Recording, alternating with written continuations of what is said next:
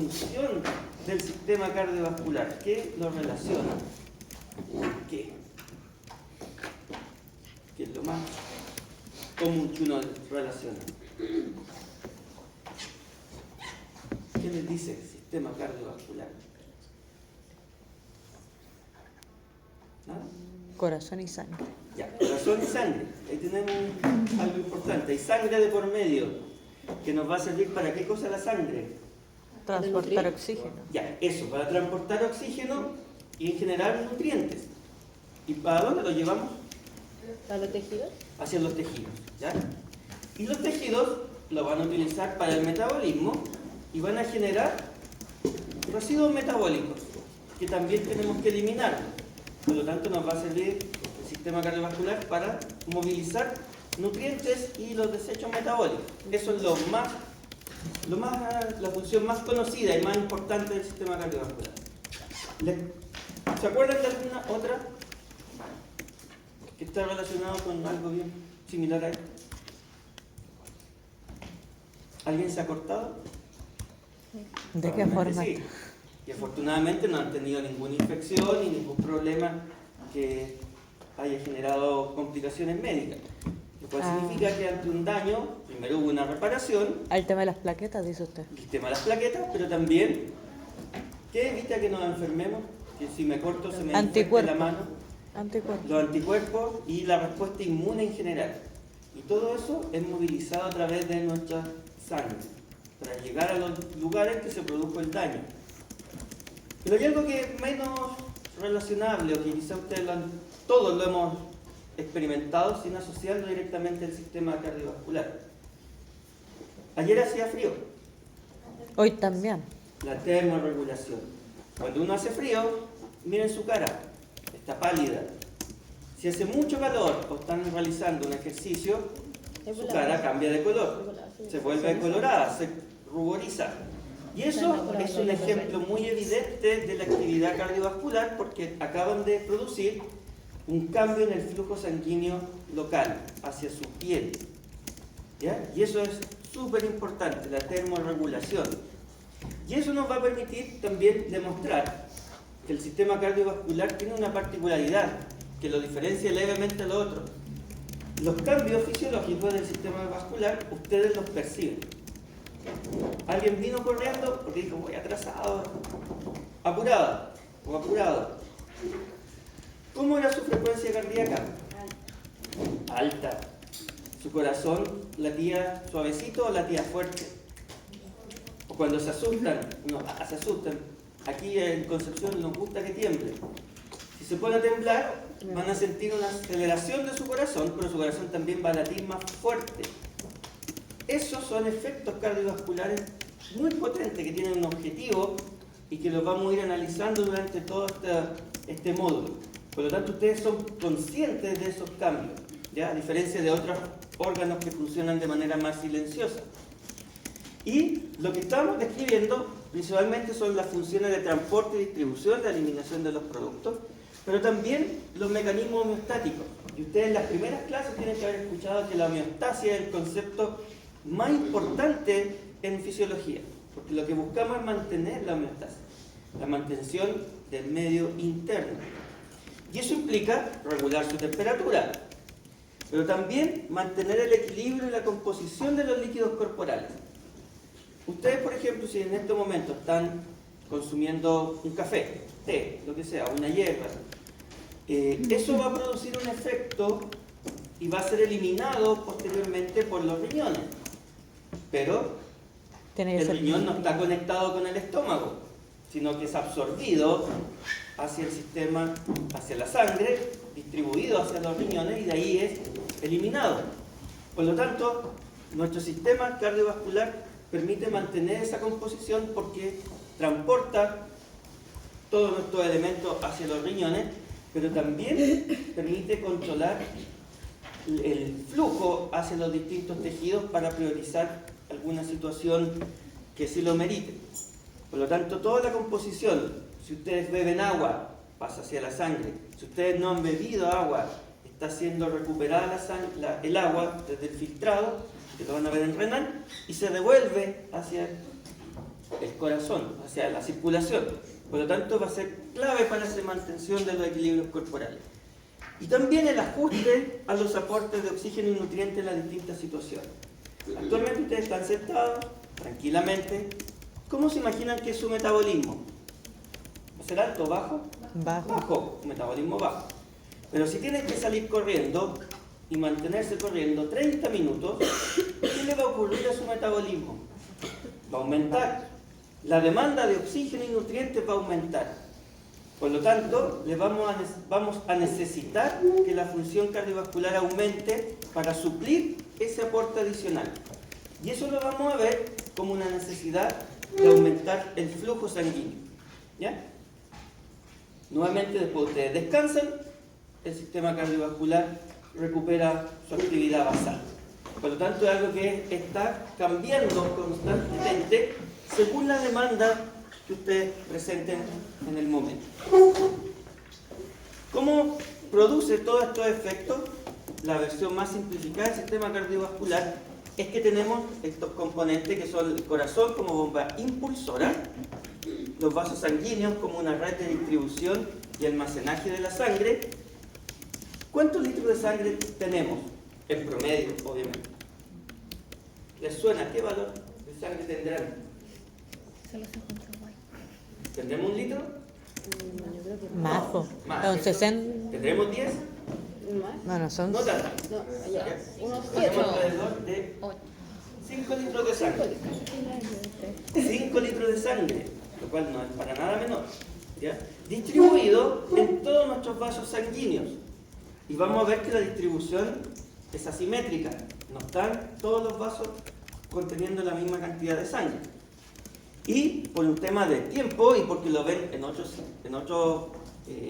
cursos, solamente les vamos a presentar acá que el sistema cardiovascular trabaja muy vinculado con el sistema linfático, que es el encargado de drenar el espacio intersticial. Lo que se recupera del espacio intersticial se entrega en las venas cavas para que vuelva a la circulación.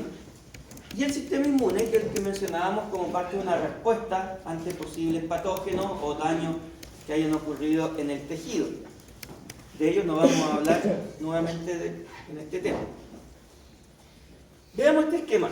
Esto ustedes lo deben haber escuchado, esto uno lo ve desde el colegio, desde muy básico. Que tenemos o hablamos de dos tipos de circulación, separamos los dos circuitos en una circulación sistémica que nace desde el ventrículo izquierdo de nuestro corazón, lleva la sangre a todos los tejidos y regresa a la aurícula derecha, y una circulación pulmonar que nace del ventrículo derecho, va hacia los pulmones y regresa hacia la aurícula izquierda.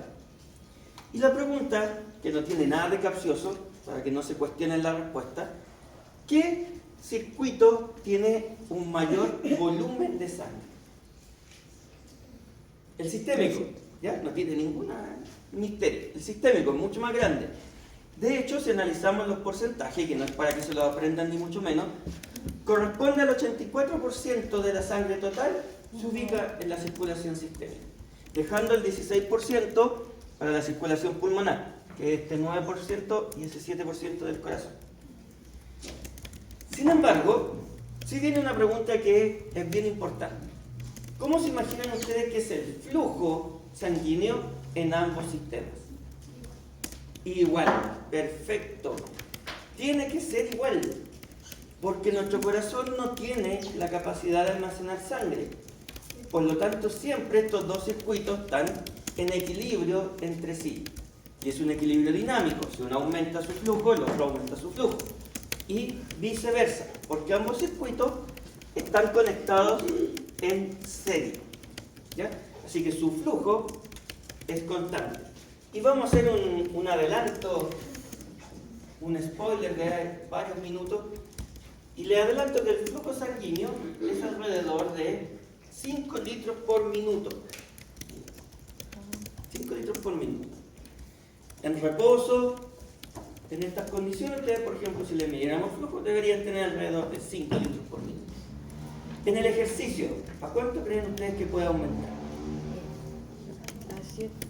¿A 7? poca fe le tienen al corazón? 10. A 10. Seguimos siendo poca fe. A 20, por ahí vamos. 25. 25. Wow. Su corazón y el sistema vascular pueden aumentar este flujo sanguíneo en el ejercicio a 25 litros por minuto. O sea, 5 veces más. Lo que no implica que tengan más sangre, siguen siendo esos 5 litros. Lo que pasa es que ahora el flujo, la velocidad con la que se está desplazando esa sangre, ha aumentado. ¿Y por qué podría aumentar? Porque la demanda metabólica aumentó. Y piensen lo potente que puede ser el cambio para llegar a este aumento del flujo. ¿Dónde se ubican principalmente la sangre? En nuestro sistema venoso. Vamos a explicar por qué. Ahí se encuentra mayoritariamente casi el 64% de la sangre. Si vemos esta representación anatómica, y no nos vamos a detener tampoco en la anatomía, lo importante de destacar acá es que tenemos una red arterial y una red venosa. La red arterial saca la sangre desde el corazón hacia los tejidos. ¿Ya? Eso no es ninguna sorpresa, ninguna novedad. Pero lo que vamos a ver ahora es que fíjense en este detalle, que es muy importante. Desde el corazón nace la aorta. La aorta, no vamos a hacer el análisis completo, pero fíjense, se separa y da origen a la arteria subclavia, izquierda y derecha. ¿Ya? Porque si acaso. O podemos seguir el ejemplo de la carótida común, que después se separa en la interna y interna. Lo que acaba de ocurrir es que a partir de una arteria se originan dos arterias. Y le adelanto que si siguen la red van a ver que de esas dos nacen dos más, y de esas dos nacen dos o tres más sucesivamente. ¿Qué es lo que estoy haciendo acá? Es un sistema o una arquitectura divergente. Se van separando y van aumentando el número de arterias. ¿Y para qué? Si pusiéramos aquí el área, vamos a este otro lado. ¿Qué se imaginan ustedes que está ocurriendo con el área de estos vasos sanguíneos? Considerándolos todos. Empieza a ser más chiquita. ¿Comienza a aumentar o disminuir? ¿La disminuye? No lo vean como el área del propio vaso, sino que el área del tejido que va haciendo Aumenta. Aumenta. ¿ya? Aumenta. Por lo tanto, a medida que vamos bajando, el área va aumentando. ¿Ya? Pinche Y tiene que ver porque, claro, se van dividiendo y si sumo el área de esto más el área de, o sea, el área de estos dos, sumo más que el área de acá. Y así sucesivamente. ¿Y eso cuál es lo importante o por qué pudiese ser interesante? Porque la velocidad de un líquido está dada por la relación del flujo y su área. Y el flujo lo vamos a considerar constante momentáneamente. Por lo tanto, ¿qué ocurre con la velocidad a medida que va aumentando, que se va divergiendo la red arterial? La velocidad va disminuyendo. La sangre en la arteria aorta sale muy rápido.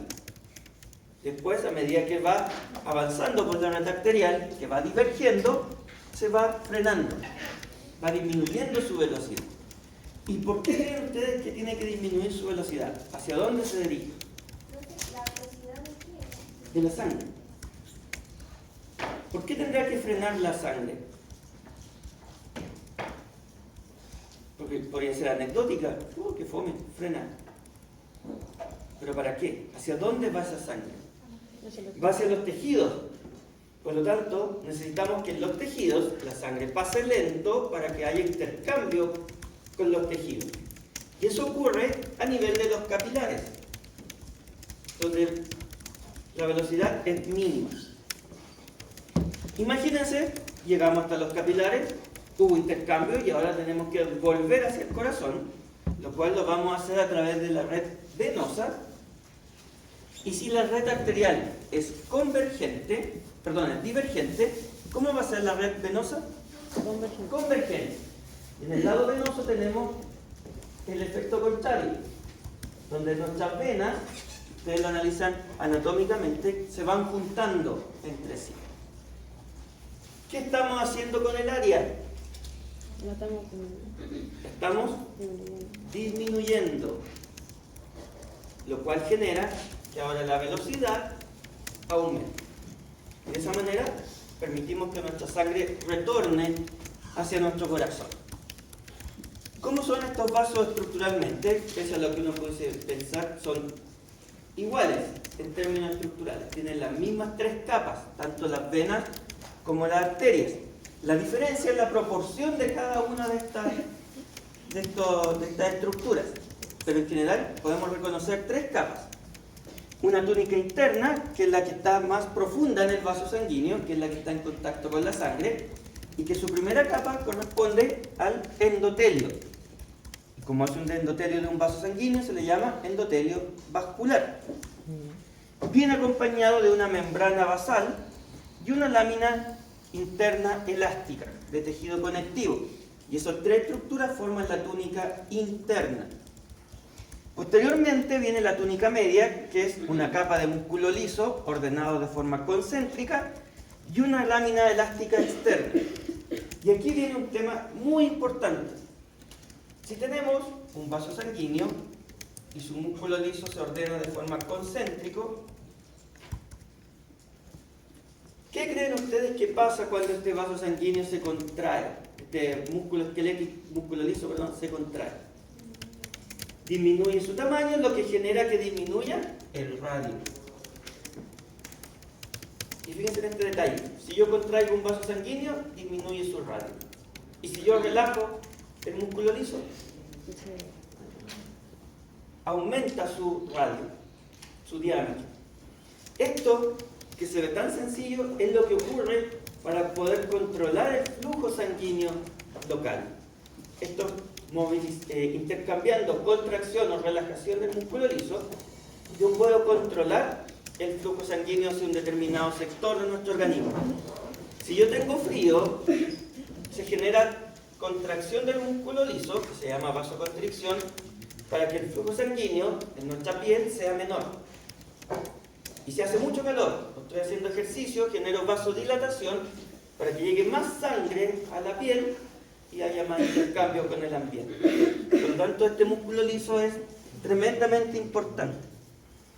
Y la última capa es la túnica externa, que es una vaina de tejido conectivo que recubre la totalidad del vaso sanguíneo. ¿Ya? Lo va cubriendo. Y solamente hay una diferencia que podemos encontrar en nuestras venas, que es la presencia de una valva o válvula venosa, que es importante para la dirección del flujo sanguíneo. ¿Ya? Es la única, que es un tejido fibroso que se ubica en nuestras venas, principalmente de la extremidad. Ahí es más importante. Y como veíamos, las arterias comienzan a disminuir su tamaño, de arterias grandes, medianas y pequeñas, hasta llegar a las arteriolas, que es la arteria más pequeña que tiene músculo liso. ¿Ya? Hasta la arteriola encontramos músculo liso. Por lo tanto, es en ese punto donde se controla el flujo sanguíneo a través de la vasoconstricción o vasodilatación.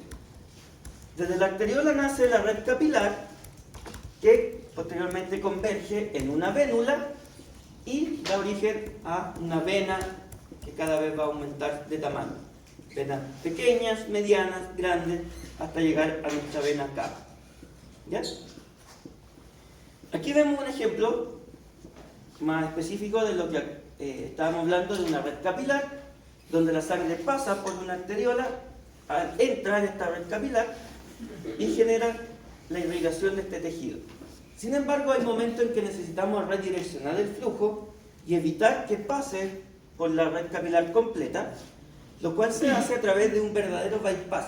Es un bypass que conecta el lado arterial y venoso, que se denominan anastomosis. ¿Ya?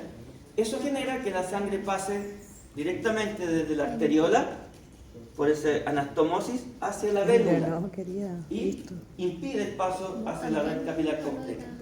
No se preocupen, que eso es totalmente fisiológico y las células que se encuentran en esa red no se ven afectadas.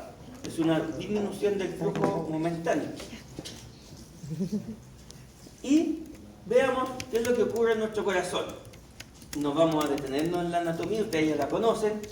Tiene 2 cavidades superiores, aurículas, dos ventrículos, separadas por válvulas auriculoventriculares y válvulas semilunares que corresponden a nuestras válvulas arteriales.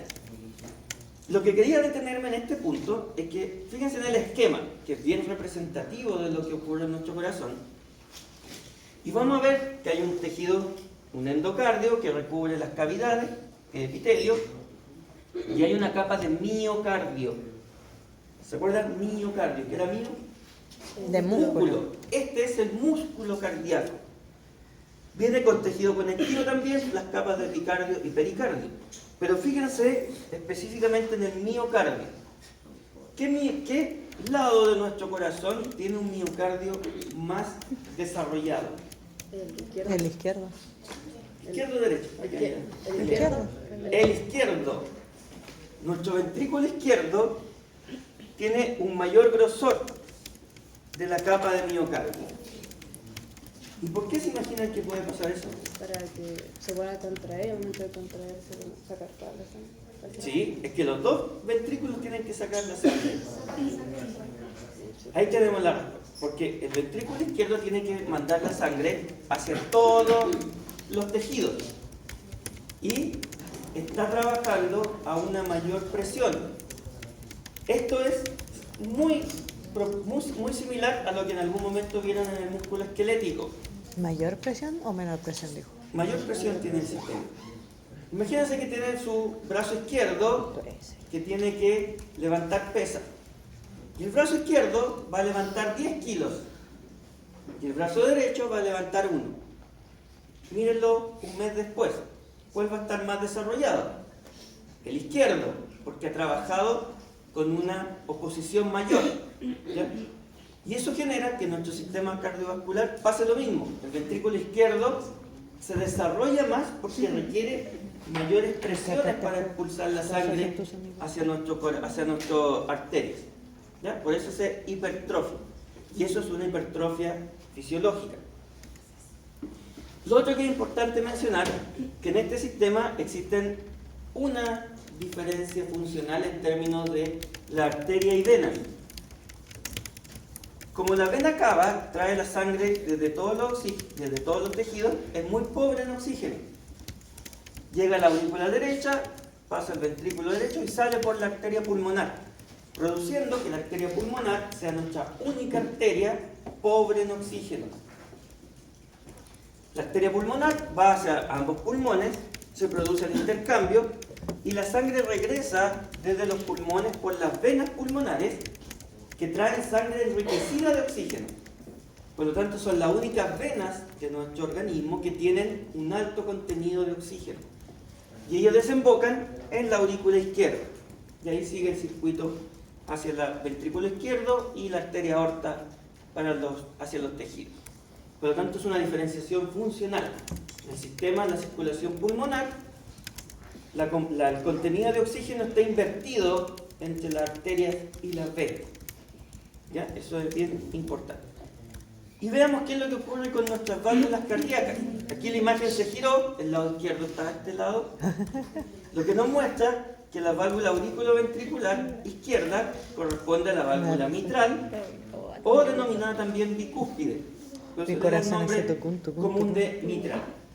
Y en el lado derecho está la tricúspide, que está formada obviamente por 3 cúspides, que son tejidos fibrosos, lo mismo que la válvula mitral.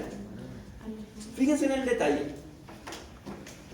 ¿Ven algún nervio conectado con las válvulas? No, no hay nervios conectados con las válvulas. Aquí podemos ver las cuerdas tendinosas que se anclan a los músculos papilares. Sin embargo, ellos solamente son un soporte estructural de las válvulas, pero no controlan la apertura ni cierre. ¿Quién podrá controlar la apertura y cierre de las válvulas? ¿El músculo? No, ¿Los músculos? tampoco. Los sistemas de compás, ¿o no? Tampoco. Por ahí va, la contracción, pero no es la contracción. No tiene inervación nerviosa, no hay un vasoreceptor, no hay un mecanorreceptor, nada. Tampoco hay iones. Es más sencillo. El paso de la sangre. Por ahí vas. La sangre es la que controla pero lo hace una propiedad bien particular de la sangre. Si hay más sangre, menos sangre, dentro de un compartimento cerrado, lo que nos va a cambiar es la presión. La presión es la encargada de abrir y cerrar las válvulas auriculoventriculares y principalmente la presión de los ventrículos. Los ventrículos controlan la apertura y cierre de las válvulas. ¿Ya? ¿Por qué se llama mitral? Válvula mitral.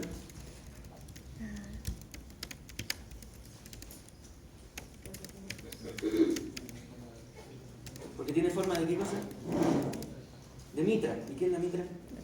Esta no es lo que le regalaban al niño Jesús cuando nació. Exactamente, eso es. Es el sombrero que usa el Papa. El Papa usa un tocado, un sombrero grande que tiene dos Ah, pero cúspides. hay referencia religiosa igual. Tiene dos cúspides, por lo que se llama válvula mitral en referencia a la mitra papal. Y no es la única referencia hacia el Papa. ¿Por qué hay tanta ¿Por qué referencia se al llama Papa? callado órtico? Porque se queda callado. Porque el callado Se vende la luz. es un bastón que usa el Papa. El báculo papal tiene la forma que toma la aorta. Se parecen así bien en general. Y se le puso el callado aórtico por el báculo papal. Ya, ¿Por qué hay tanta referencia bíblica en el corazón? veamos. ¿Qué es lo que ocurre acá? Tenemos nuestras válvulas semilunares o válvulas arteriales. Y se nombran, según la arteria de salida, como la válvula pulmonar y la válvula aórtica. Y también están formadas por tres cúspides. ¿Ya? Estas válvulas nuevamente se abren siguiendo la presión del ventrículo. Los ventrículos controlan las válvulas arteriales. Por lo tanto, los ventrículos controlan las cuatro válvulas de nuestro corazón. Y no tenemos inervación nerviosa. En esta imagen podemos ver que nuestro corazón está formado por el miocardio, que ya acabamos de describir brevemente, pero también hay un tejido especializado en la conducción, generación y conducción eléctrica, que es un tejido diseñado para la contracción, para producir y controlar la contracción. Y en primera instancia vamos a ver brevemente el miocardio, porque afortunadamente para nosotros, y por eso se puede hacer en una clase, el músculo cardíaco comparte muchas propiedades con el músculo esquelético. ¿Ya? Es estriado, por lo tanto implica que tiene actina y miosina puesta en sarcómero. Eso es igual al músculo esquelético. También tiene retículo sarcoplásmico y túbulos T, solamente que en el músculo cardíaco no son tan grandes ni masivos como en el músculo esquelético, pero están presentes y tienen la misma función. Y también contiene la troponina en los filamentos delgados, lo que implica que tiene el mismo sistema de control de calcio que se une a la troponina y desplaza la tropomiosina. Es idéntico a lo del músculo esquelético. Sin embargo, vamos a encontrar una característica que es exclusiva del músculo cardíaco, que es la presencia de uniones intercelulares, que se denominan discos intercalados. Ellos solamente están presentes en nuestro músculo cardíaco y se visualizan como verdaderas suturas entre dos células adyacentes, como si alguien le hubiera cosido una célula con la otra. Y estructural y funcionalmente realizan ese trabajo, esa unión.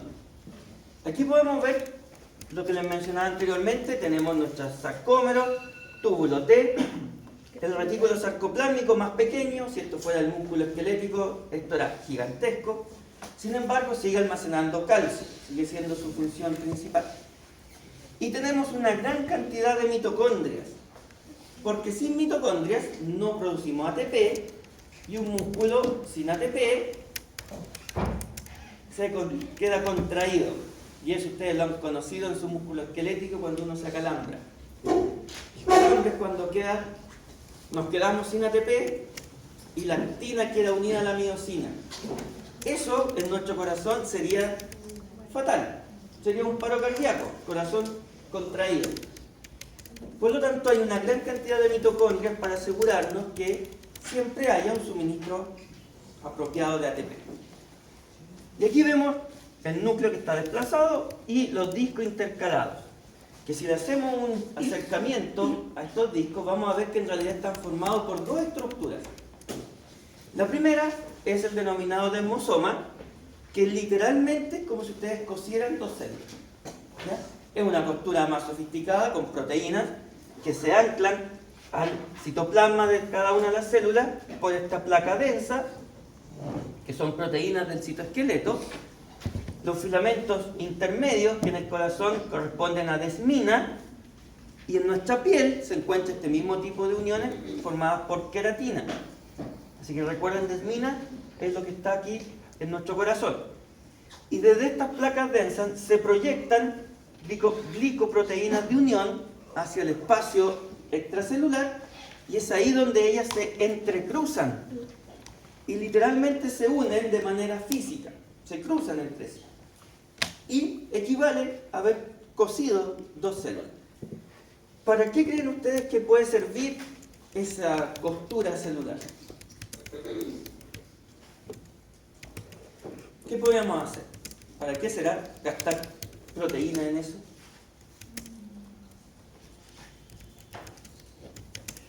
¿Cómo se contrae su corazón? Compárelo, por ejemplo, con las contracciones del músculo esquelético. Uno el músculo lo mueve y no pasa nada. El corazón está contrayéndose muy potente. Sus contracciones son muy intensas. Por lo tanto, ¿qué pudiese pasar? Si yo estoy con una célula y se están contrayendo y se están tirando entre sí, que se desgarren. Para evitar eso, es que existen estas estructuras, los desmosomas. Ellos anclan una célula a otra para que durante la contracción el músculo no se desgarre, porque es más intensa que una contracción del músculo esquelético. Y lo otro, el otro componente de los discos intercalados es esta gap junction o unión estrecha. En algún momento tuvieron que haberlo visto como sinapsis eléctrica, que está formada por un hemiconexón con otro hemiconexón que se juntan y forman un conexón. Aquí tenemos el conexón, que forma un puente, literalmente un túnel entre los dos citoplasmas de células adyacentes. Por lo tanto, aparte de la unión física, tenemos una comunicación eléctrica entre las dos células. Y eso nos va a permitir que los potenciales de acción dentro del miocardio viajen sin ningún retraso. Porque cuando termina el potencial, cuando llega al final de la célula 1, pasa por esta gap junction hacia la célula 2 y continúa su propagación. Y eso nos permite alcanzar en el músculo cardíaco velocidades de propagación de 1 metro por segundo dentro de los ventrículos y la aurícula. Y 1 metro por segundo parece que fuera poco, pero piensen, el tamaño de su corazón es como la palma, el puño. Por lo tanto, 1 metro por segundo es una velocidad altísima dentro de una estructura tan pequeñita. Por lo tanto, se recorre el potencial en una velocidad alta, gracias a estos discos intercalados. ¿Ya? Y la otra diferencia es una diferencia más iónica, más molecular, que tiene que ver con el acoplamiento de la excitación con la contracción. Y la diferencia es muy leve, ¿ya? Pero es importante funcionalmente. Si ustedes se acuerdan, en la célula muscular esquelética, el potencial viaja por el sarcolema, que es la membrana plasmática, llega a los túbulos T, donde abre los canales de calcio voltaje dependiente. ¿Cierto? Hasta ahí, todo igual. La diferencia es que en el músculo esquelético, estos canales de calcio voltaje dependiente están unidos físicamente a los canales de calcio del retículo sarcoplásmico. Están literalmente unidos de la mano. Están conectados. Se abre uno y tira al otro. En el músculo cardíaco esa unión no es física, no están unidos. Y quien los une como elemento conector es el calcio. ingresa calcio por los canales de calcio voltaje dependiente, se une a los receptores de rianodina, que es como el nombre que tienen los receptores del retículo sarcoplámico, y lo abre produciendo la liberación de calcio almacenado en el retículo. Por lo tanto, es una liberación de calcio inducida por calcio. La gran diferencia funcional es que eso hace que el músculo cardíaco sea totalmente dependiente de calcio. Si no hay calcio intracelular, no se produce la contracción, porque necesitamos este ingreso de calcio para generar la contracción. Lo que ocurre después es que el calcio se une a la troponina, desplaza la tropomiosina y se une la actina con la miosina, produciendo los puentes cruzados, idénticos a los del músculo esquelético.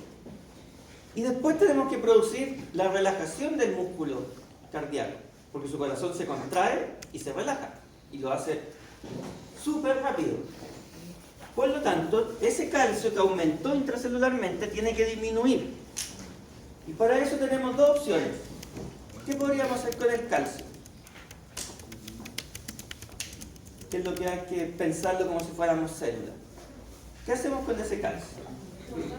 Guardarlo, que es el principal mecanismo. Lo guardamos en el retículo sarcoplámico con la actividad de una bomba tepeasa.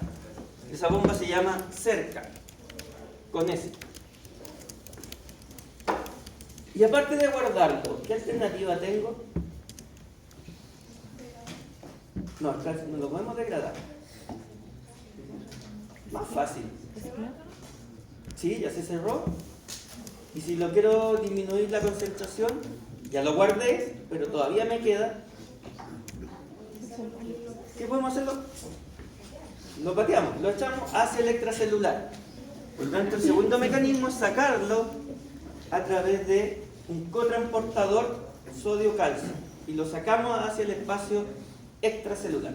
Y así logramos que baje la concentración de calcio. No les dé pena por el calcio, porque el calcio después queda en la vecindad y vuelve a entrar posteriormente en las contracciones sucesivas. Eso hace de que ion entonces es el principal controlador de la contracción del calcio. Y lo vamos a dejar acá en medio, porque es muy, muy importante. Y sin hacer ningún análisis, si yo aumento el calcio intracelular, ¿se contrae más fuerte o más suave el músculo? Más fuerte. Significa que el calcio, si aumenta, aumenta la contractilidad del músculo cardíaco. Se contrae más fuerte. Entonces, fíjense, aquí tenemos el resumen, que el calcio puede entrar por los canales de calcio y voltaje dependientes o puede salir desde el retículo sarcoplámico. De ahí es el origen del calcio. Y el principal controlador de la contractilidad del músculo cardíaco es el sistema nervioso autónomo. Y principalmente es el simpático. Si ustedes se asustan, ¿cómo late su corazón? ¿Más fuerte o más débil? Más fuerte. Parece que el corazón no se le va a escapar del pecho. Significa que la contractilidad subió. ¿Qué tiene que haber pasado con el calcio intracelular? Aumenta. Aumenta. Por lo tanto, vamos a tener que el simpático produce un aumento del calcio intracelular. ¿Y el parasimpático? Lo disminuye. En la práctica, el parasimpático no tiene efecto sobre la contractilidad. Pero cuando se estimula el parasimpático, implica que el simpático esté inactivo. Por lo tanto, como no hay un efecto potenciador, baja el calcio intracelular. El otro que aumenta la contractilidad es la frecuencia cardíaca. Y también lo pueden ver ustedes cuando hacen ejercicio, que aumenta la frecuencia, pero también aumenta la contractilidad. Y eso ocurre por un efecto que se denomina de escalera. ¿Por qué se llamará de escalera?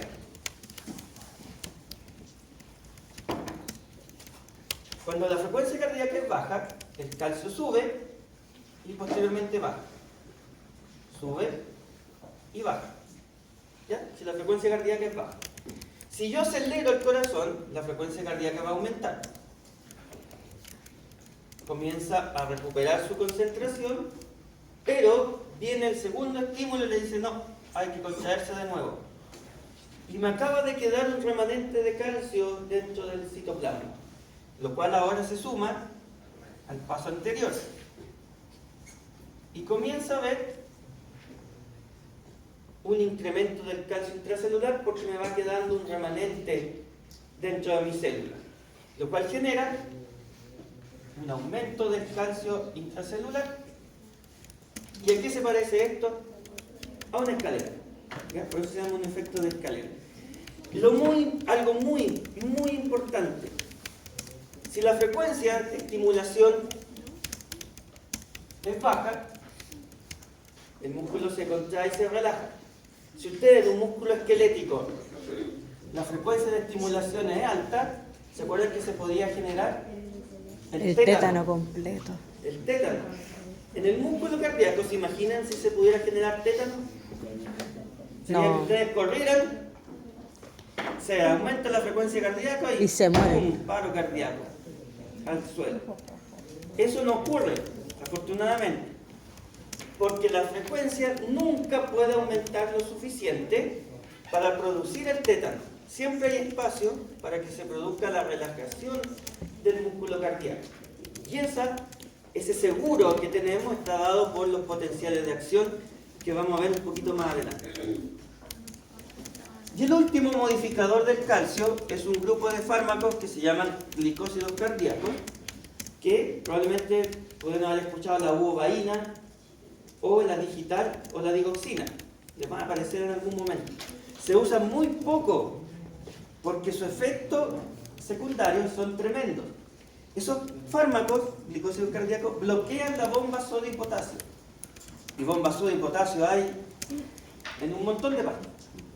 Y la gracia de ello es que al bloquear la bomba sodio y potasio, se pierde el gradiente de sodio, lo que impide que el cotransportador saque el calcio, dejándolo acumulado intracelularmente. ¿Ya? Se usan en insuficiencia cardíaca grave, severa, aguda. ¿Por qué? Porque, bueno, es la alternativa que hay y que bloquee la bomba en otros lados es algo que se puede recuperar, exacto. ¿Ya? Ese es el último indicador. Y como estos elementos, estos tres elementos controlan la contractilidad del músculo cardíaco, se les denominan compuestos ionótropos, que generan el control de la contractilidad. Si aumenta la contractilidad van a ser ionótropos positivos, como el simpático, la frecuencia cardíaca, los glicósidos, y si disminuyen la contractilidad van a ser negativos. ¿Ya? Eso nos da pie a este pequeño resumen que conecta lo que acabamos de describir en términos del control del músculo cardíaco. Pero, ¿se acuerdan de dónde proviene el potencial en un músculo esquelético? Si ustedes tienen un músculo esquelético, ¿qué le dice contraete ahora? ¿Eh? Una motoneurona. ¿Sí? Una neurona hay que ponerle moto porque es motor. Una motoneurona. Significa que ese potencial viene desde el sistema nervioso. ¿De dónde provienen los potenciales en nuestro corazón? Ahí viene una pregunta importante. ¿Ya? Provienen de nuestro propio corazón. ¿Ya? El corazón late de forma automática. ¿Cómo son los potenciales de acción? Primero, en primera instancia, del músculo cardíaco. Vean esta imagen. Ventrículo, aurícula, básicamente son las mismas etapas, solo que en la aurícula son más tenues, pero es básicamente lo mismo.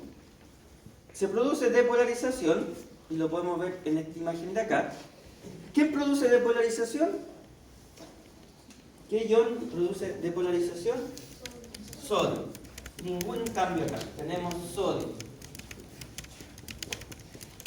Vamos a ver.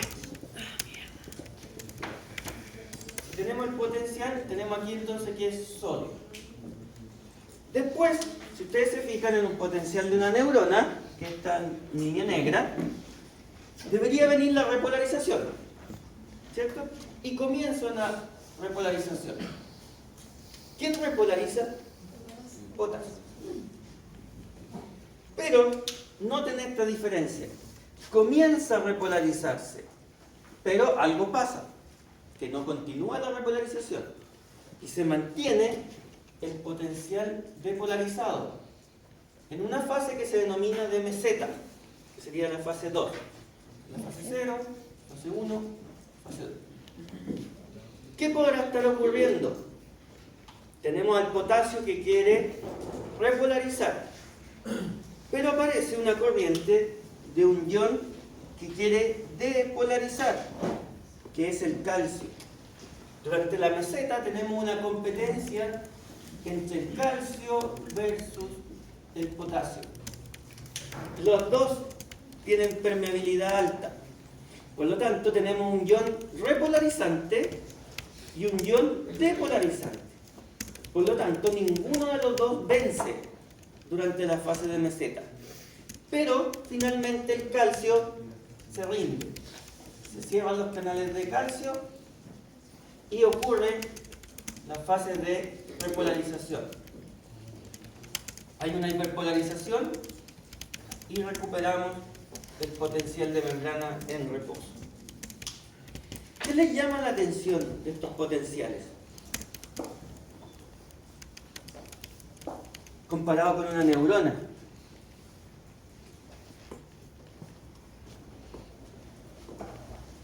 ¿O son iguales? ¿Dura más? Dura más. La diferencia es enorme en tiempo. Los potenciales de las células musculares cardíacas son muy largos. Ya, en la imagen aparecen casi 500 milisegundos. Puede ser un poco más breve, pero son muy largos comparados con un potencial de acción de una neurona. Y eso implica que durante este periodo, que la célula está depolarizada, nos encontramos con el periodo refractario efectivo.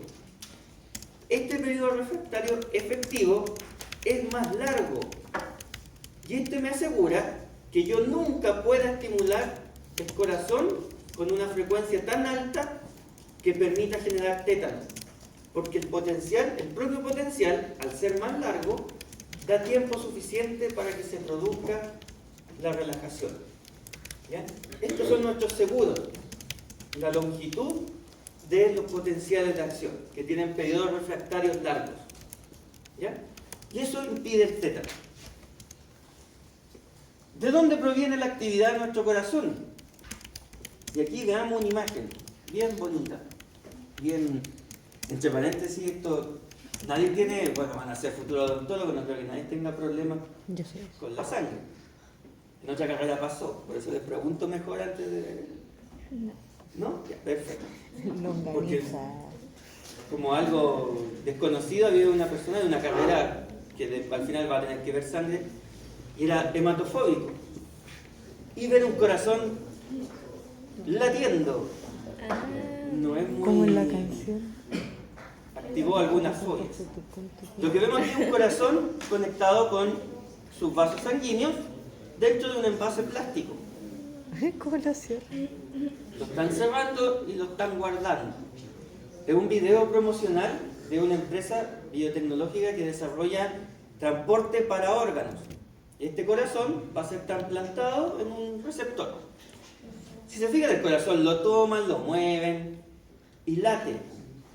¿Tiene algún nervio conectado? No. Ninguno. Nada, no hay ningún nervio. Porque piensen que una persona trasplantada, su corazón está denervado, el corazón se lo sacan. Y la medicina actual nunca ha podido conectar un nervio. Significa que el corazón se saca, se le cortan todos los nervios y se coloca dentro de otra persona y sigue sin nervios y aún así funciona de manera normal. Eso es la prueba más evidente para que alguien, si fuera porfiado y dijera que el corazón necesita ayuda, ahí tienen la prueba más fehaciente de que el corazón late por sí solo. ¿Ya?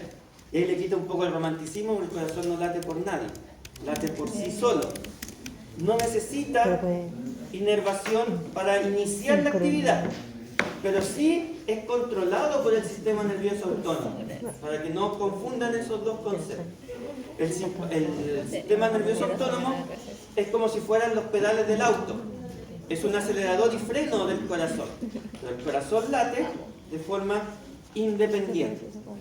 Y eso se debe a que tenemos células en nuestro corazón que se denominan células marcapasos, que generan sus propios potenciales. Y ahí se generan los potenciales que están haciendo latir su corazón. En condiciones fisiológicas, todos deberían estar originándose en el primer grupo de células marcapasos, que es el nodo sinoauricular, o también se le denomina nodo sinusal. El sinoauricular se ubica en la aurícula derecha, en la parte superior de la aurícula derecha, muy cercana a donde desemboca la vena cava. Es un grupo de células muy pequeño, no tiene más de 5 milímetros de diámetro, es decir, es un grupo celular muy pequeño, pero él es capaz de generar los potenciales de acción que después se propagan hacia toda la aurícula, tanto izquierda como derecha. Y llega este potencial hasta se propaga hasta el segundo grupo de células marcapasos, que corresponden al nodo aurículo-ventricular. Ese es mi favorito. Este nodo da origen a una estructura especializada en conducción de los potenciales que se denomina el haz de His, que tiene una rama común al inicio para poder atravesar desde el aurículo hacia el ventrículo, y después genera la rama izquierda y derecha que van obviamente a cada uno de sus ventrículos. Y desde aquí nacen las fibras de Purkinje, que son las encargadas de propagar el potencial de forma muy rápida hacia todo su ventrículo, izquierdo y derecho. Y estas células tienen la habilidad de que generan potenciales de acción de forma automática. El sinoauricular es capaz de generar entre 70 y 80 potenciales de acción por minuto. El aurículo ventricular genera entre 40 y 60, el haz de His 40 y la fibra de Purkinje 15 a 20. ¿Qué pasaría si los 4 grupos marcapasos funcionaran de forma permanente los 4? Su corazón sería una pelea de perros, ¿ya? Sería desordenado. Por lo tanto, hay un mecanismo que permite controlar las células marcapasos y dicta de que quien tiene la frecuencia de generación de potenciales más alta es la que comanda la actividad cardíaca. ¿Y quién tiene la más alta? El sinoauricular. Por eso es que en sus corazones es él quien controla la actividad cardíaca. Y no es coincidencia, es por eso que nuestra frecuencia cardíaca en reposo es de alrededor de 70 latidos por minuto, que es los 70 potenciales de acción que genera este nodo sinoauricular. ¿Qué pasa si una persona tiene muy mala suerte y le da un infarto y le destruye el sinoauricular? Funciona el siguiente, ¿ya? Funciona el aurículo ventricular. El problema es que todos los demás generan frecuencias muy bajas y no son compatibles con la vida. Pero da tiempo para que a través de la parte ya médica se pueda recuperar la función de los marcapasos actualmente se utilizan marcapasos ectópicos, que es básicamente una pila sofisticada conectada al corazón y se conecta un electrodo en la posición del sinoauricular y genera el potencial de forma externa. Los marcapasos se han desarrollado tanto que ahora existen marcapasos que se pueden conectar en la aurícula y en el ventrículo para corregir problemas de arritmia y controlan ambas cámaras y las sincronizan, que son los marcapasos bicamerales. ¿Ya? Por lo tanto es un tremendo avance en la medicina actual. ¿Cómo son los potenciales de estas células marcapasos? Y esta imagen nos permite compararlos con las células de los músculos cardíacos. ¿Son iguales? No, No. parecía pero no igual. ¿Tienen fase 0? Sí, tienen fase 0, por lo tanto se depolariza. No tienen fase 1 y 2, por lo tanto no hay ni repolarización inicial ni meseta, sino que pasan directamente a la fase 3 de repolarización. Es decir, se depolariza y se repolariza. ¿Qué ion puede depolarizar? Sodio. Imaginemos que es sodio. ¿Por qué este sodio va a ser diferente a ese sodio? Porque fíjense, la pendiente de la curva no es la misma. La depolarización de las células marcapaso es más lenta. Por lo tanto, eso nos da cuenta de que no es sodio. Y si no es sodio, es calcio. Efectivamente, la fase de depolarización está mediada por calcio, que ingresa a la célula a través de canales de calcio, voltaje dependiente, que son de tipo L. Eso sí es importante de mencionar. Son tipo L. Vamos a hacer aquí el potencial aquí al lado. Entonces la fase 0 es calcio a través de canales voltaje dependientes de tipo L. L se llaman tipo L porque son de long time, de largo tiempo, porque se mantienen abiertos un periodo de tiempo más largo. ¿Qué ion puede repolarizar? El potasio. Y acabamos de repolarizar nuestra célula. Y aquí viene el evento más importante, por lejos, porque aquí se produce hiperpolarización. ¿Ya? Aquí está la hiperpolarización. Y esta hiperpolarización es el estímulo para que el potencial de membrana, que en las células musculares constante, es estable, en estas células es inestable. Apenas se llega a este punto del potencial de membrana en reposo, comienza a depolarizarse.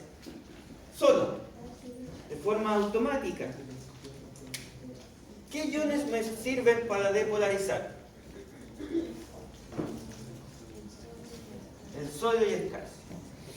Y son los mismos iones, sodio y calcio. Con la diferencia de que ahora, durante esta fase, el sodio ingresa por unos canales que se llaman IF, que son por Fanny, es una corriente entretenida. ¿Ya? Son canales IF.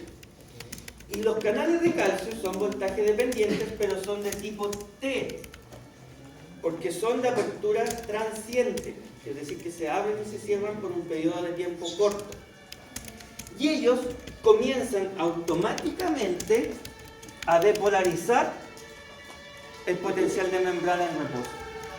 Y a esto se le denomina el prepotencial diastólico. ¿Ya? No es ningún partido político, es decir, prepotencial diastólico. ¿Y qué es lo que implica esto?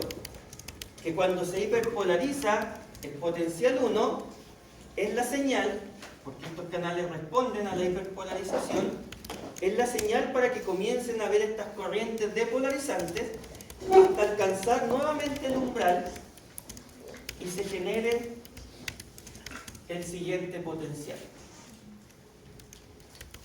Y así, uno tras otro, hasta el final de nuestras vidas, van conectados un potencial con otro. Y nuevamente, como este periodo de tiempo es más largo de los potenciales de una neurona, también hay un periodo refractario más extenso.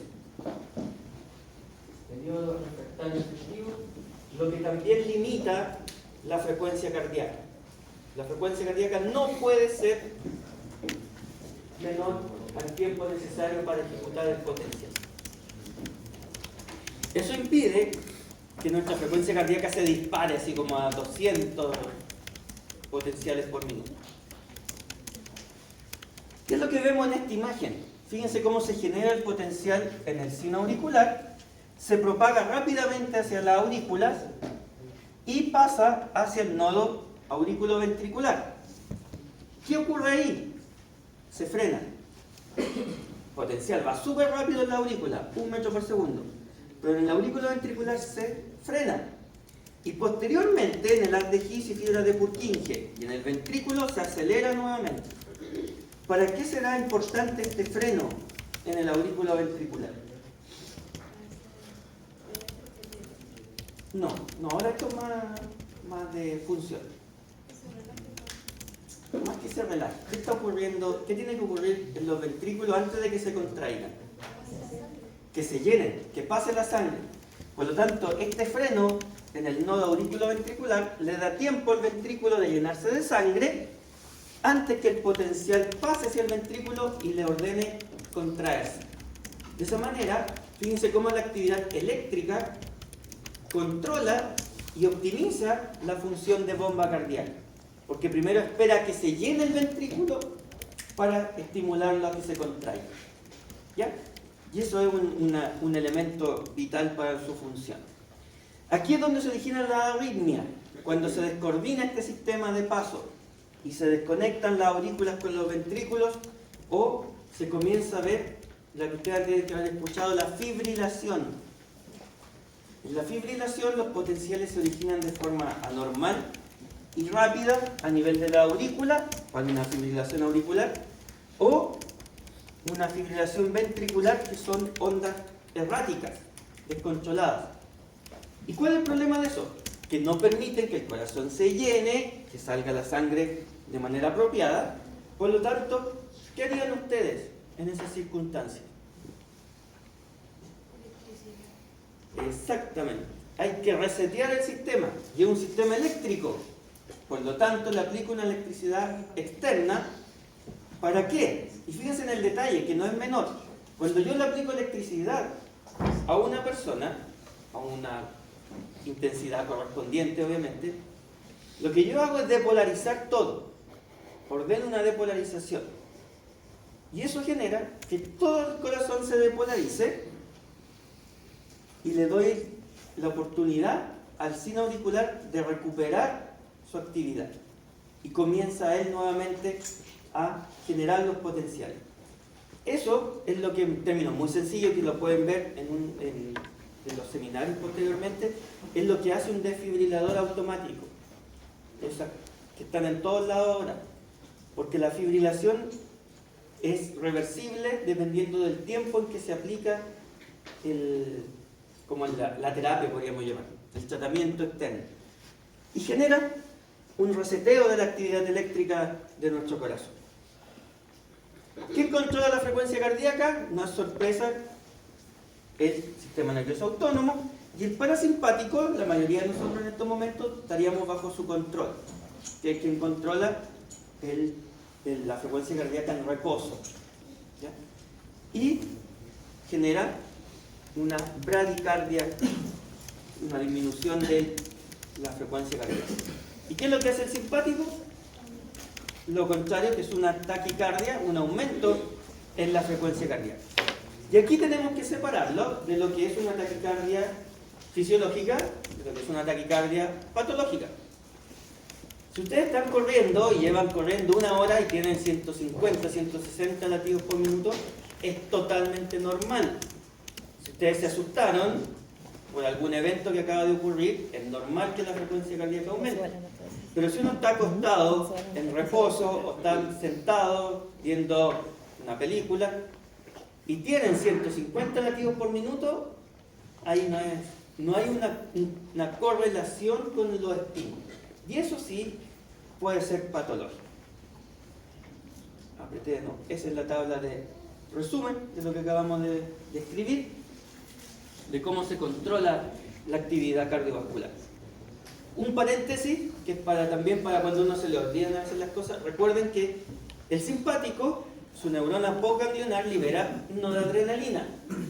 Por lo tanto, todos los efectos simpáticos cardiovasculares son adrenérgicos. Todos son adrenérgicos, mediados por receptores alfa o beta. Y el parasimpático, como libera acetilcolina, todos son mediados por los receptores muscarínicos. ¿Ya? Ahí está la simplificación de los efectos del sistema nervioso autónomo. El detalle, en estos momentos para ustedes no es relevante, así que no van a haber preguntas de si es M2 o M3 o alfa 1, alfa 2. ¿Cómo ¿Ya? podemos confiar en usted? ¿Dónde vamos? 5 minutos, no hay 5 minutos. Pobre corazón. ¿Cómo funciona nuestro corazón? Es una bomba, por lo tanto es un ciclo. Ustedes lo perciben y afortunadamente a nadie se le ha detenido el corazón. Significa que está funcionando de manera cíclica.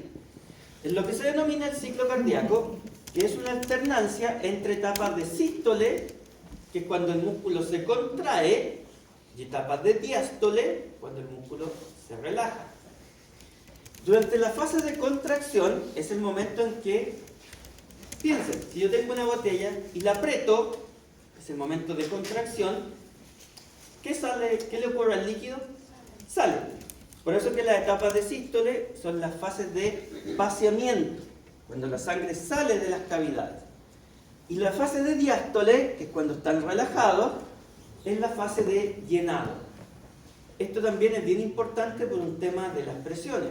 ¿Qué es más fácil llenar? ¿Algo que está rígido o algo que está relajado? Lo relajado, porque así le agrego la sangre y no genera problemas para el llenar. Entonces, el ciclo cardíaco es una alternancia de etapas de sístole y diástole que se estudia viéndolo desde el punto de vista del ventrículo. No es porque la aurícula no importe, es porque el ventrículo es el encargado de sacar la sangre hacia las arterias. Por lo tanto, es el que ejecuta el trabajo final del corazón. Por eso es que se ve a nivel del ventrículo. Y como es un ciclo, lo podríamos ver en cualquier momento. Y uno lo define. Por definición, se analiza en el momento en que ustedes tienen sus dos ventrículos llenos de sangre. Los dos ventrículos se llenaron. Y comienza la etapa de sístole ventricular. Es decir, se comienza a contraer el músculo cardíaco. ¿Qué es lo que le ocurre a un líquido que ahora está siendo comprimido en términos de su presión? No, ¿qué le pasa a la presión? Aumenta. Entonces el primer evento del ciclo cardíaco es que apenas comienza la sístole ventricular, aumenta la presión y la presión del ventrículo supera a la presión de la aurícula, cerrando las válvulas auriculoventriculares. Y fíjense en la situación que nos encontramos. Válvulas auriculoventriculares cerradas, válvulas arteriales cerradas y el corazón y el ventrículo, contrayéndose. ¿Qué le ocurre al volumen? Ahí está la trampa. No. ¿Qué le ocurre al volumen del ventrículo? Si están las válvulas auriculoventriculares y las válvulas arteriales están cerradas. En otras palabras, el ventrículo está cerrado, tiene todas sus puertas cerradas. Se mantiene. Pero fíjense en lo que ocurre. El músculo se está contrayendo, es decir, está apretando el líquido, lo está apretando, pero está cerrado. Significa que el único efecto que yo veo es que la presión comienza a aumentar. ¿Ya? Por eso es que se llama una contracción ventricular isovolumétrica. No hay cambios de volumen, porque está todo cerrado. Pero la presión comienza a aumentar dentro del ventrículo. Y este aumento de presión es necesario porque el ventrículo debe generar una presión que sea superior a las arterias de salida.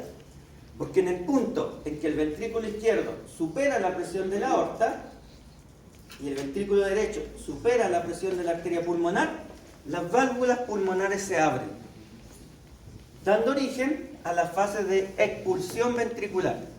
Es decir, en este momento la sangre sale expulsada desde el corazón hacia las arterias. ¿Ya?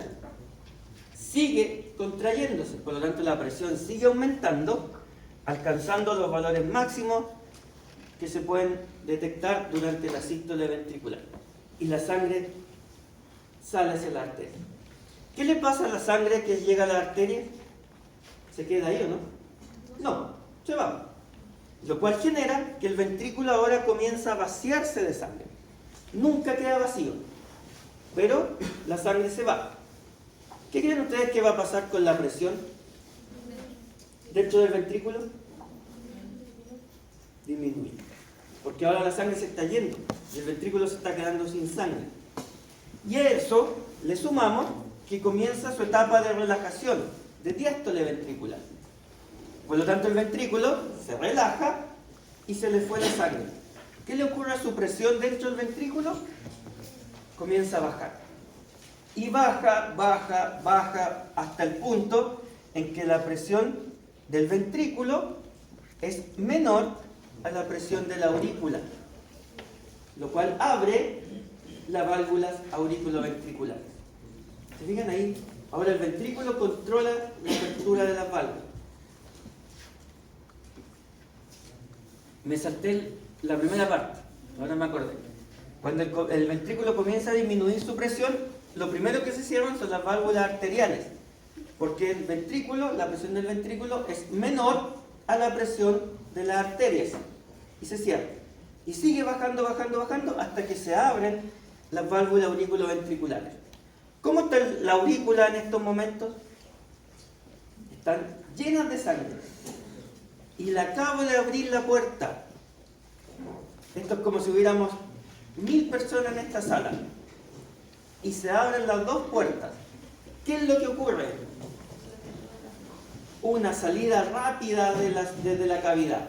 Por eso es que la primera fase de llenado ventricular es rápida.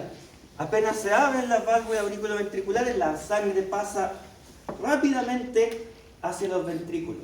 En la fase de llenado ventricular 1, que es pasiva. ¿Ya? Solamente ocurre porque se abrieron las válvulas y la diferencia de presiones entre la aurícula y el ventrículo hace que la sangre salga. Al final de esta fase ocurre la diástasis, que es la última fase de llenado ventricular rápido, que eso ya se considera lenta, la última fase de llenado lento, pasivo.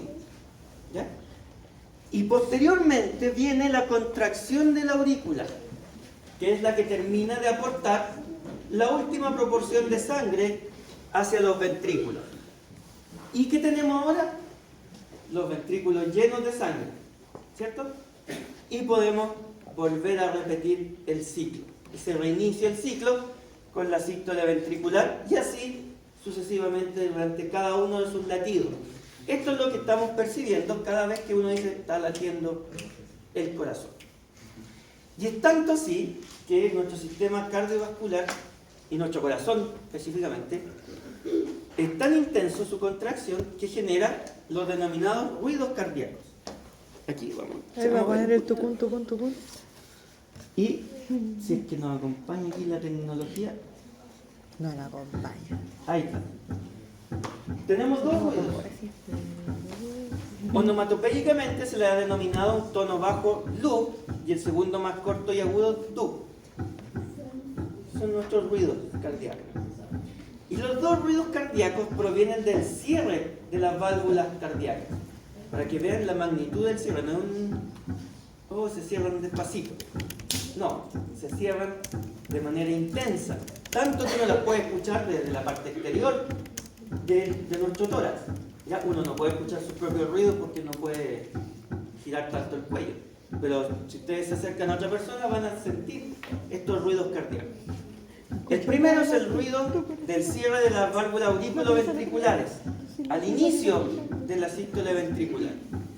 Y el segundo es el cierre de las válvulas arteriales al final de la sístole ventricular. Son el cierre de las dos válvulas. Y existe un tercer ruido cardíaco que ocurre durante la fase de llenado ventricular rápida, la fase 1, que solamente es normal en los niños. Cuando los recién nacidos hay una reacomodo, una adaptación que se ocurre durante la infancia, las primeras semanas de vida. Y en adultos solamente es audible en mujeres embarazadas. ¿Por qué creen ustedes que puede pasar eso?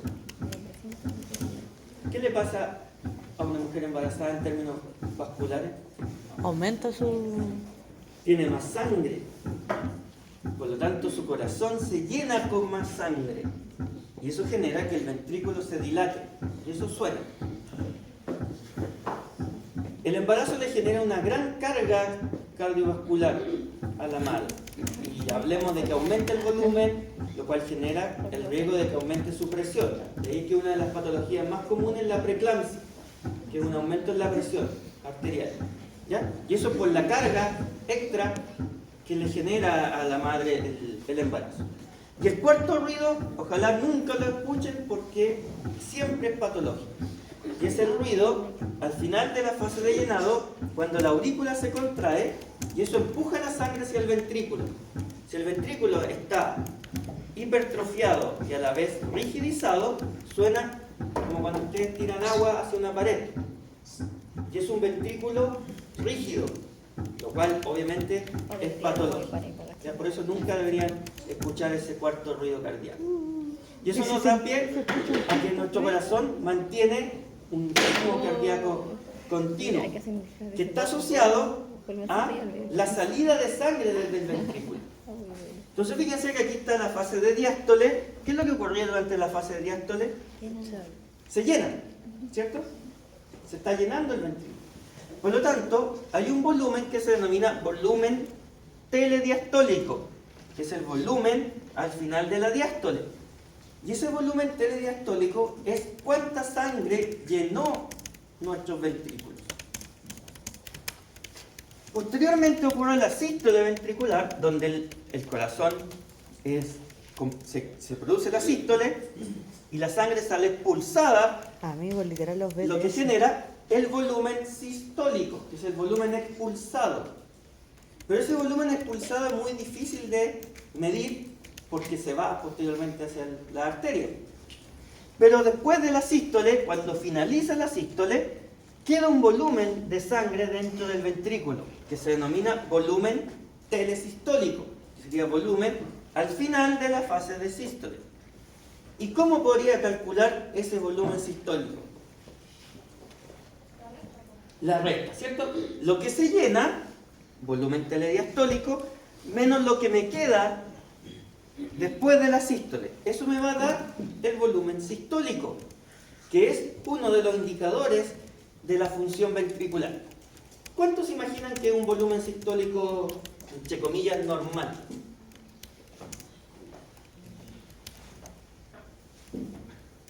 ¿Serán 10 ml? 50 ml, 10 ml, 8000. 25 ml.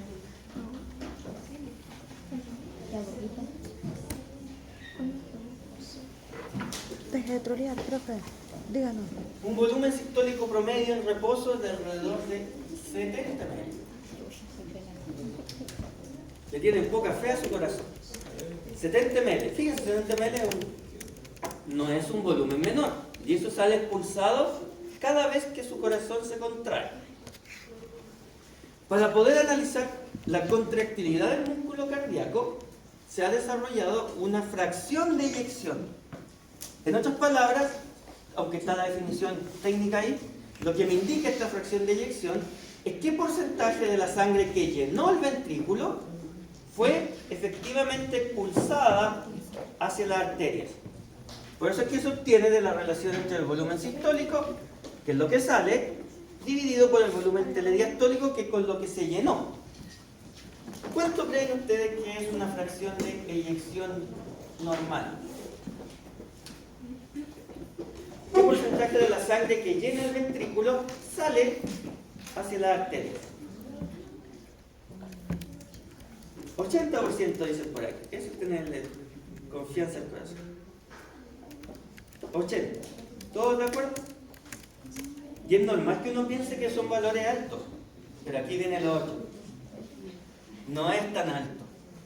La fracción de eyección es de alrededor de un 55 y un 60% de la sangre total. Es decir, sale un poco más de la mitad.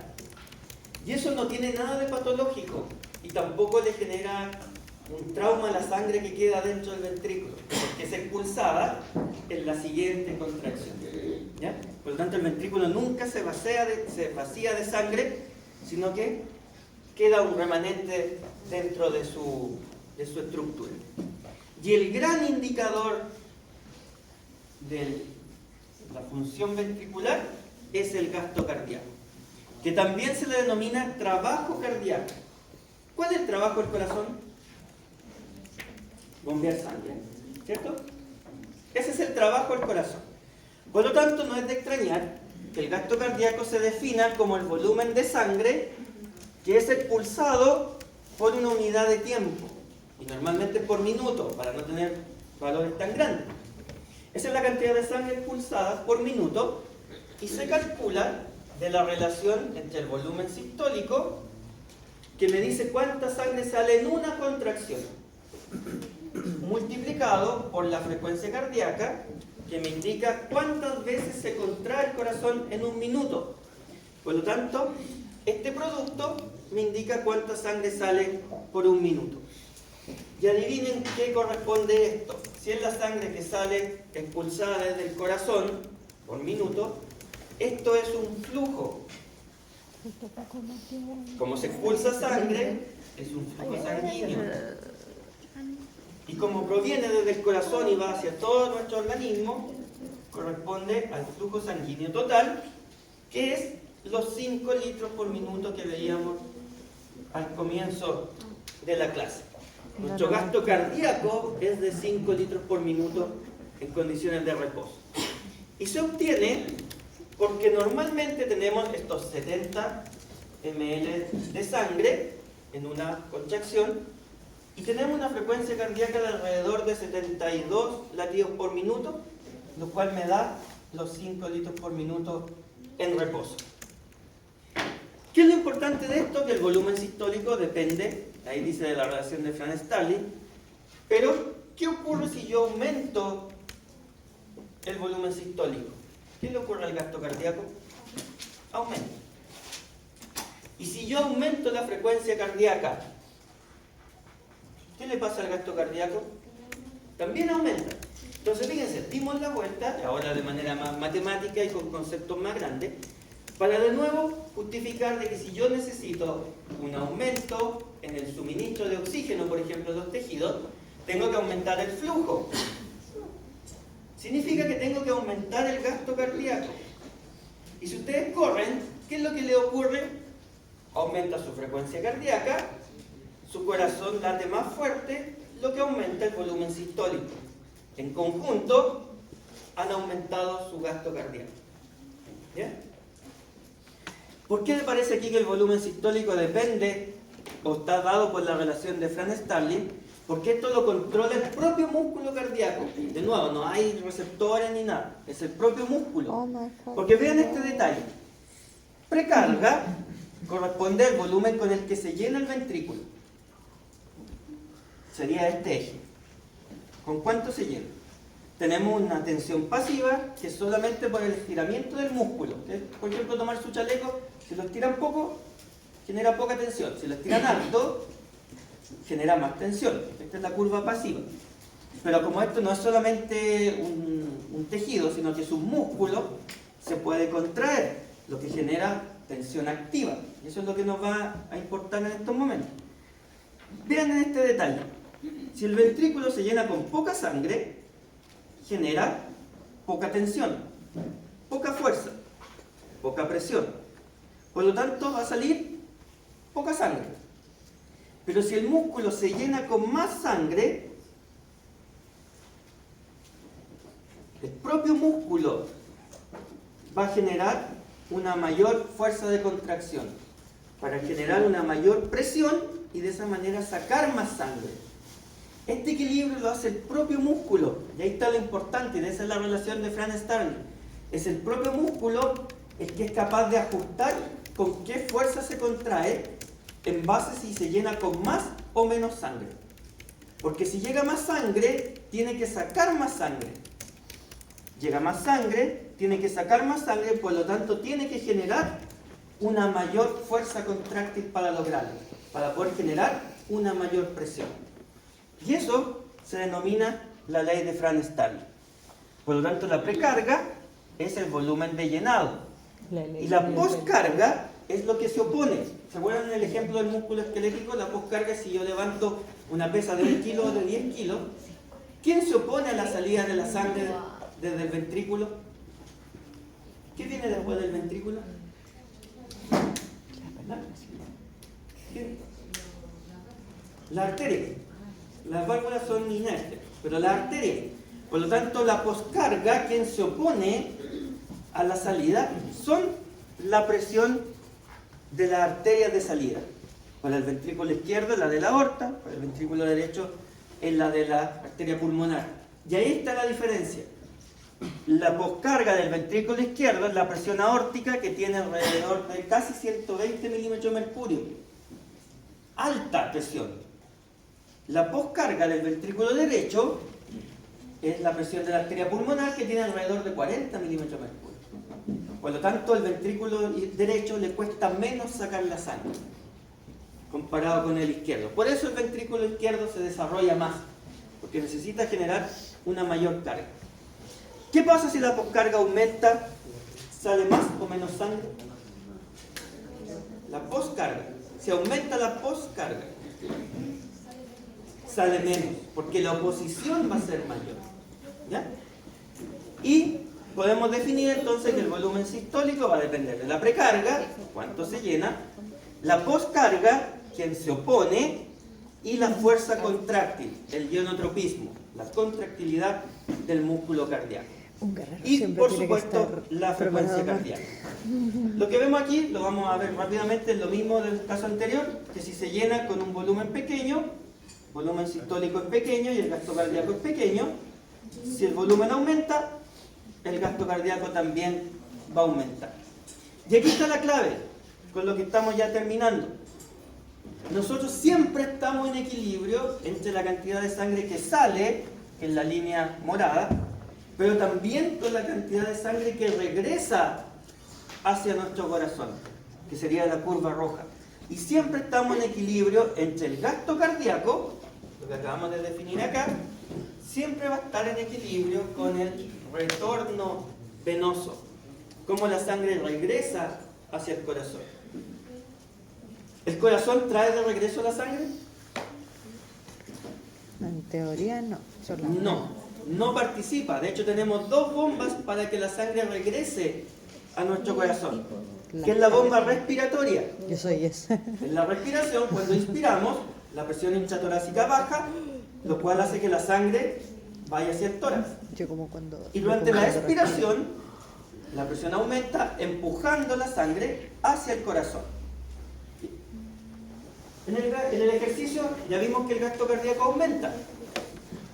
Por lo tanto, va a tener que aumentar el retorno venoso. ¿Cómo respiramos haciendo ejercicio? Más o menos. Más. Por lo tanto, también se potencia el mecanismo de bombeo respiratorio para que la sangre regrese hacia el corazón. Y la segunda bomba es el músculo esquelético propiamente tal, porque a través de las contracciones y relajación del músculo esquelético va generando una onda peristáltica que mueve la sangre dentro de los propios músculos. ¿Ya? Y eso empuja la sangre hacia el corazón. Tanto así que hace muy pocos días hay una revista bien famosa que más adelante se van a topar con ella, que se llama The Lancet, que es muy prestigiosa. Ella hizo un reportaje, una revisión del músculo sóleo, que está aquí al lado de los gemelos. A ese músculo le dieron tanta importancia que le denominan ahora como el segundo corazón, que es un nombre de marketing también para que lean el artículo.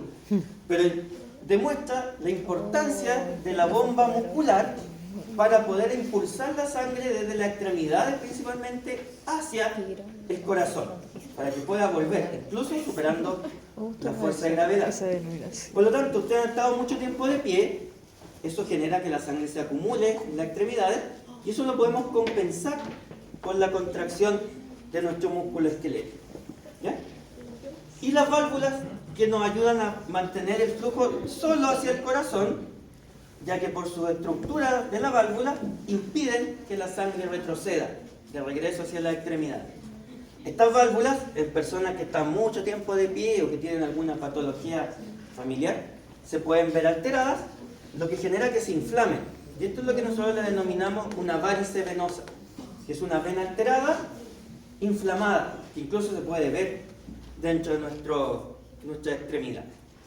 ¿Ya? Y con eso la sangre nosotros la favorecemos para que regrese hacia el corazón y dimos la vuelta completa de salida y vuelta rápidamente. Increíblemente terminamos.